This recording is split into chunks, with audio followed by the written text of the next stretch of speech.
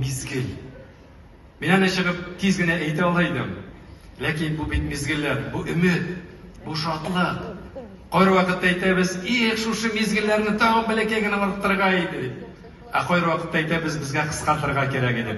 Менә минемчә уйлыйм, менә бу мезгилләр безнең һәрбер кызыбыз өчен өмет бирә. Һәрбер кыз өчен планнар корырга мөмкинлек бирә. Шуңа күрә мин тагын бер кат һәрберсенә дә оештыру комитетыннан, үзебездән, конгресс исеменнән, хөкүмәт исеменнән, безнең рәисебез Рөстәм Нургали исеменнән зур рәхмәтләрне әйтеп, һәм инде алкышлар белән игълан итәбез. 11-нче Бөтен дөнья татар кызлары бәйгесенең җиңүчесе итеп Алсу Марат кызы Байгильдина Оренбург өлкәсе.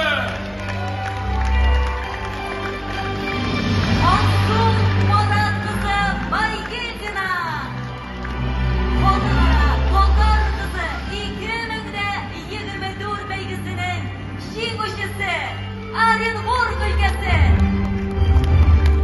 Победительница международного конкурса «Татар кызы 2024» Алсу Байгильдина, Оренбургская область.